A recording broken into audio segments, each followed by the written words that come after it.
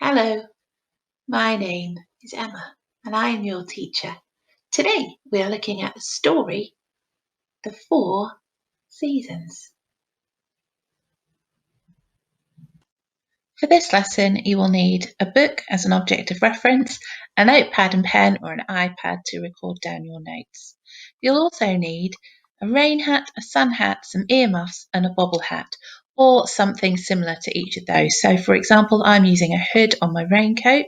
You could use a sun cap, you could use a hat with included earmuffs, and then for a bobble hat, just a thick winter hat.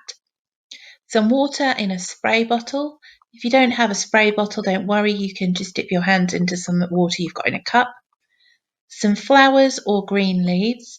Ideally, your flowers could smell. If you don't have natural flowers and you're using paper flowers, just spray them with some perfume. A hot water bottle, something that's not too hot. Some fruit, some red and orange leaves. Again, these can be real leaves or paper leaves. A fan, either a paper one or an electronic one, and an ice pack.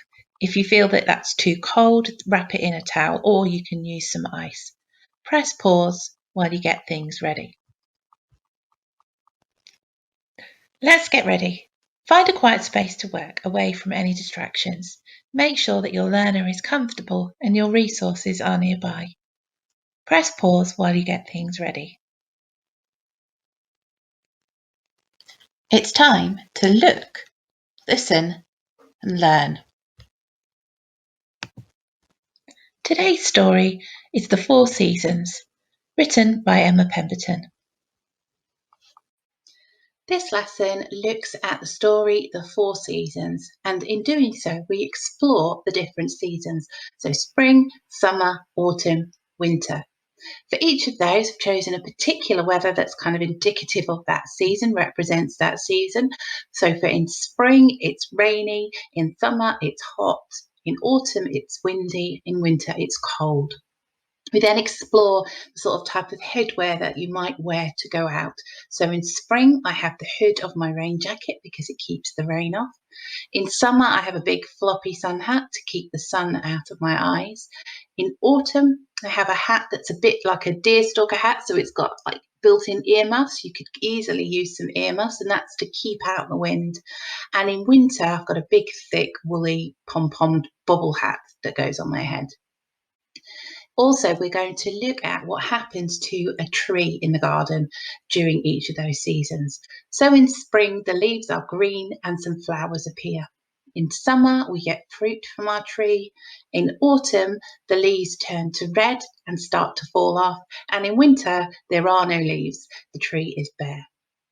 So the way in which this story is set out is quite structured.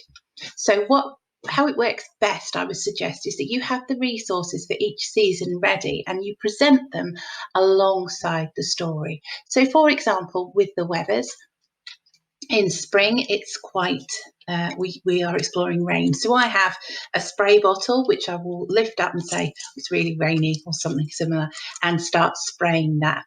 If you could do something similar, don't worry about introducing this particular resource unless you feel that you need to, and spray around so they have the feel of rain. Now, what I would say with this resource is it's really good for anticipation, but save that for when you're exploring later on. So the way in which the lesson works is I've got this structured part, the sort of narration part, and then there is the pause screen for you to explore each of the resources in detail or what you felt was a favoured resource. And at that point, for example, I would suggest using the spray bottle, for example, as something that you could use to build anticipation. So you go 1, 2, 3, and then spray. And you're looking for the response. So most children will sort of do that in response, and then it's the next reaction. So do they giggle or are they a bit horrified? Do they seem to want more? And the next step on from that is, if you're going 1, 2, 3 and spraying, are they already screwing up their eyes because they know that they're about to get sprayed with the water? Similarly, in autumn, we've got the fan for wind. And again, when I talk about it being windy, if you can just introduce that wind across your child, either their face, their head, or across the arms. And again, you could introduce anticipation when you are exploring this resource later on. So again, you have 1, 2, 3, and present sort of a really flapping, which they may find funny in itself.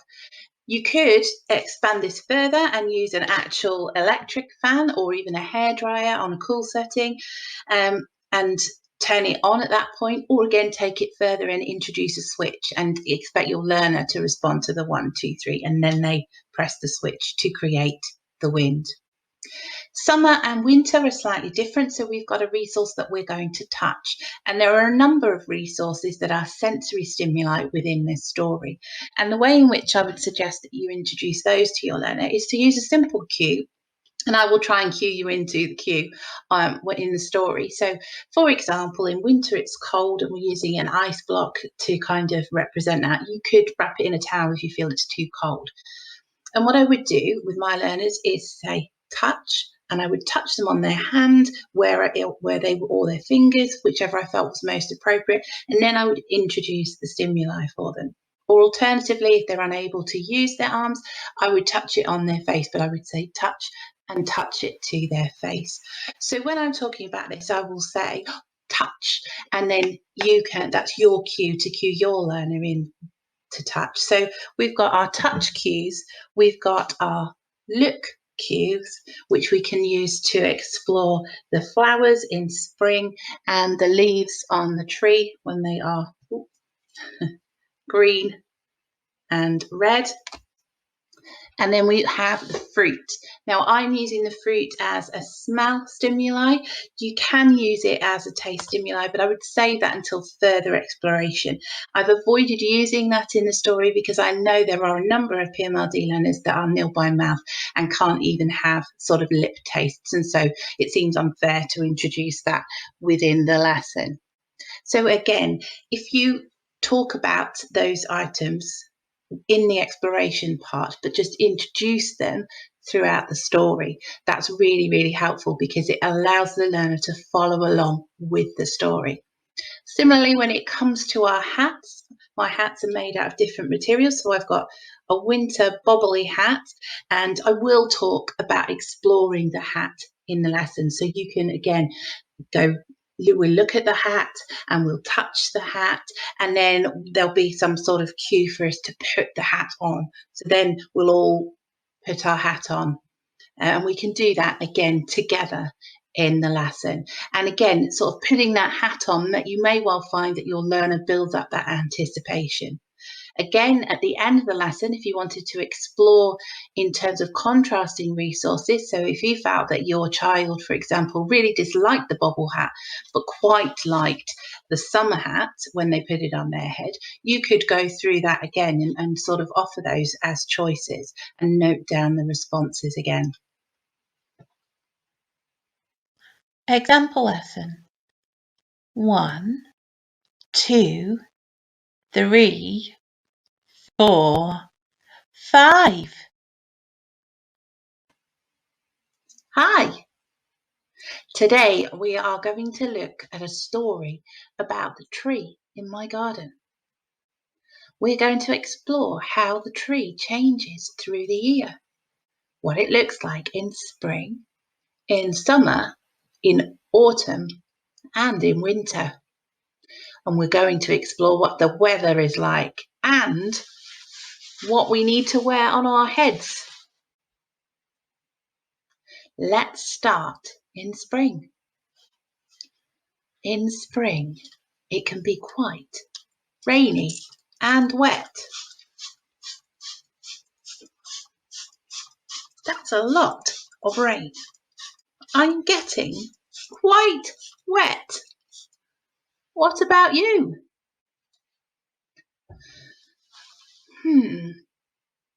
What can I do to stop getting wet? I know. I can put up the hood on my raincoat to act like a rain hat. Do you have a rain hat? I wonder what your rain hat feels like. Does it sound funny like mine? Put on your rain hat and let's see if it keeps us dry from the rain.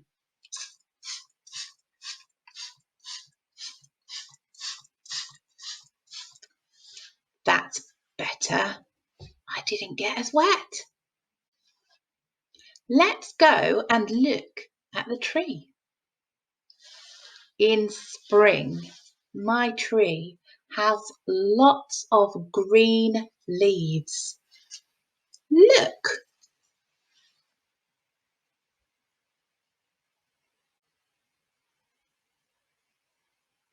You could also touch the leaves and see what they feel like.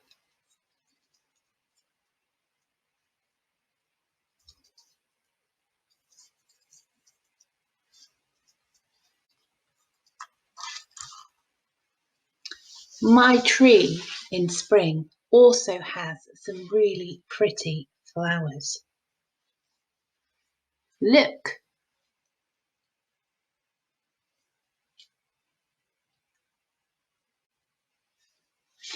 My flowers also have a beautiful smell. Do your flowers smell? Smell!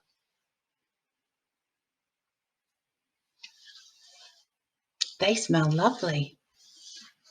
My tree in spring has green leaves and pretty flowers. Explore the spring tree stimulus and any other stimuli that you enjoyed, such as the rain or the rain hat. Pause the video while you complete your task and then you can resume once you're finished. Did you enjoy exploring the tree in springtime?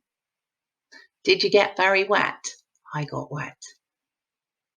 I wonder what happens to our tree in summer. In summer, it is very hot. Touch. Hot. Oh, it's really hot. It's so hot.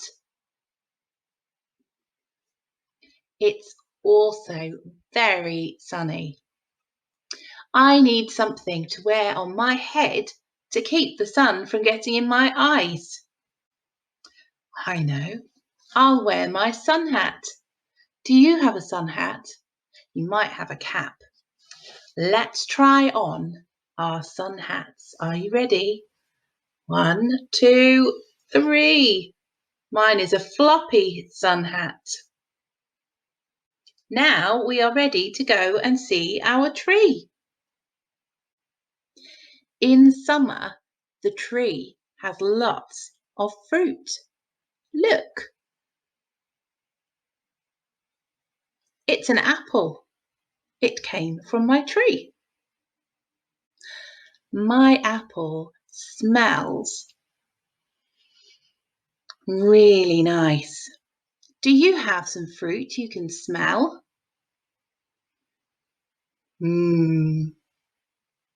In summer, it is really hot and my tree has lots of fruit. Pause the video while you explore the summer tree stimulus. You can resume once you're finished.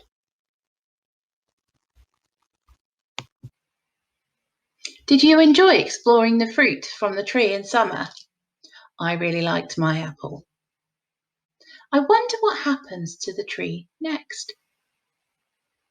In autumn, it's very windy.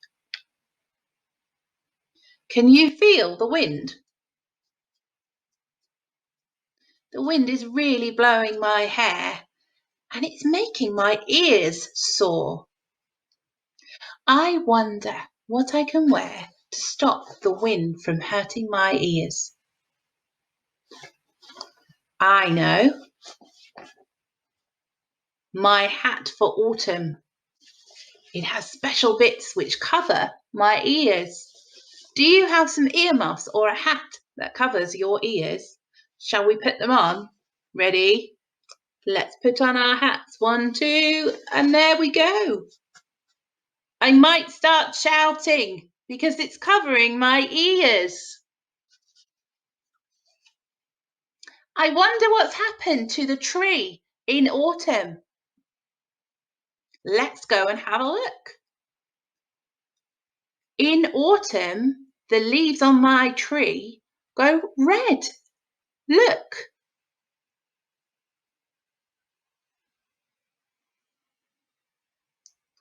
I wonder if they feel the same. You feel your leaves. Touch.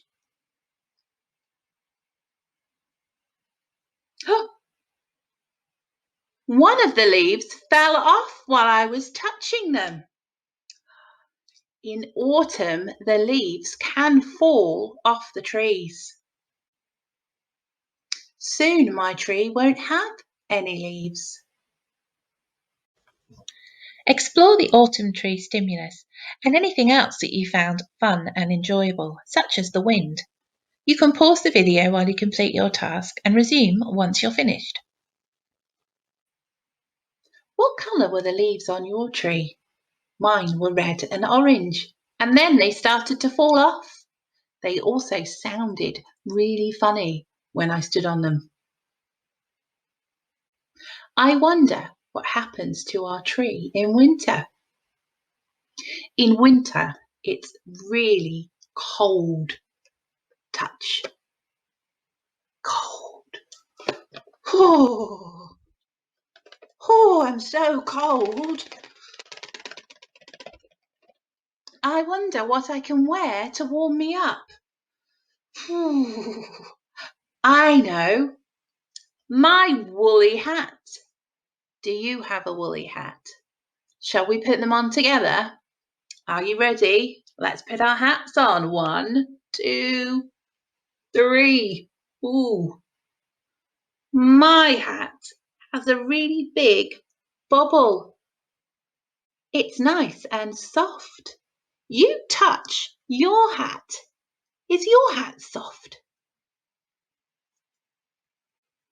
Now I'm ready to go and see my tree. My tree looks very different. In winter, my tree has no leaves. Look,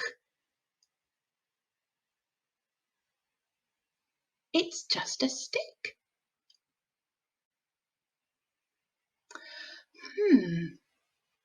Do you have a tree that looks just like this? Where have all the leaves gone? I am going to touch my tree and see what it feels like. It's very sticky. Explore the winter tree and other stimulus.